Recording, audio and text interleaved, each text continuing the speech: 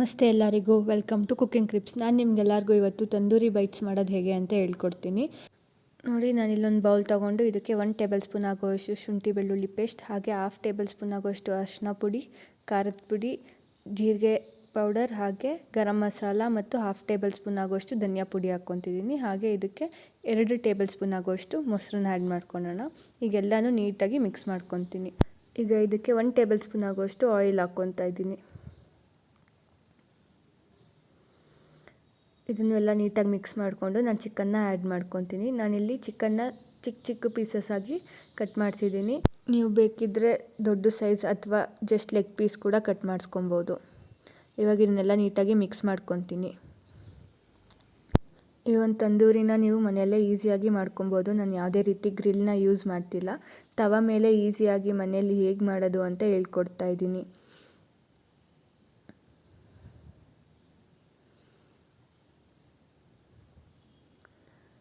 ಈಗ ಇದಕ್ಕೆ ಲಾಸ್ಟಲ್ಲಿ ರುಚಿಗೆ ತಕ್ಕಷ್ಟು ಉಪ್ಪು ಹಾಕ್ಕೊಂಡು ಒಂದ್ಸಲಿ ನೀಟಾಗಿ ಮಿಕ್ಸ್ ಮಾಡ್ಕೊಂಬಿಡೋಣ.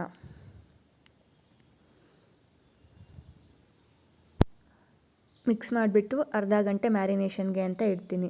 ಸೊ ನೋಡಿ, ಇವಾಗ ಅರ್ಧ ಗಂಟೆ ಆಗಿದೆ. ನಾನು ಇಲ್ಲೊಂದು ತವ ಇಟ್ಕೊಂಡು ಚಿಕನ್ನ ಶಾಲೋ ಫ್ರೈ ಮಾಡ್ಕೊಬೇಕು. ಅದಕ್ಕೆ ಎಷ್ಟು ಬೇಕೋ ಅಷ್ಟು ಎಣ್ಣೆನ ಹಾಕ್ಕೊಂಡಿದ್ದೀನಿ. ಇವಾಗ ಒಂದೊಂದೇ ಚಿಕನ್ ಪೀಸ್ನ ಕೂಡ ಹಾಕ್ಕೊತಾ ಇದ್ದೀನಿ.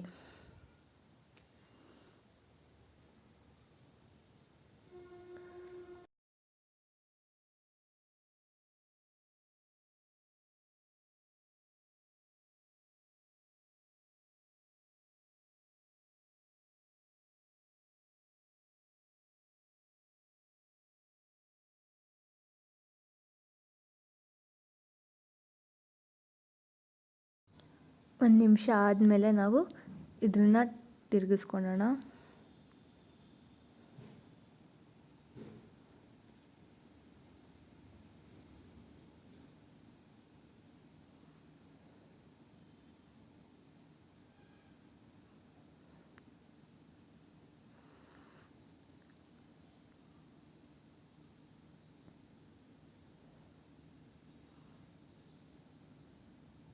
ನೀಟಾಗಿ ಗೋಲ್ಡನ್ ಬ್ರೌನ್ ಬರೋವರೆಗೂ ಇದೇ ರೀತಿ ಮಾಡ್ಕೊತೀನಿ.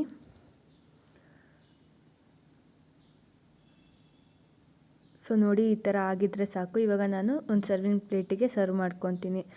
ಸೊ ನೋಡಿ, ಎಷ್ಟು ಈಸಿಯಾಗಿ ನೀವು ತಂದೂರಿ ಬೈಟ್ಸ್ನ ಮಾಡ್ಕೊಬೋದು. ಸೊ ಈ ಒಂದು ರೆಸಿಪಿನ ನೀವು ಟ್ರೈ ಮಾಡಿ, ಹೇಗಿತ್ತು ಅಂತ ಕಮೆಂಟ್ ಮಾಡಿ ಹೇಳಿ. ಹಾಗೆ ವಿಡಿಯೋಗೊಂದು ಲೈಕ್ ಮಾಡಿ, ನಮ್ಮ ಚಾನಲ್ನ ಸಬ್ಸ್ಕ್ರೈಬ್ ಮಾಡಿ. Thank you.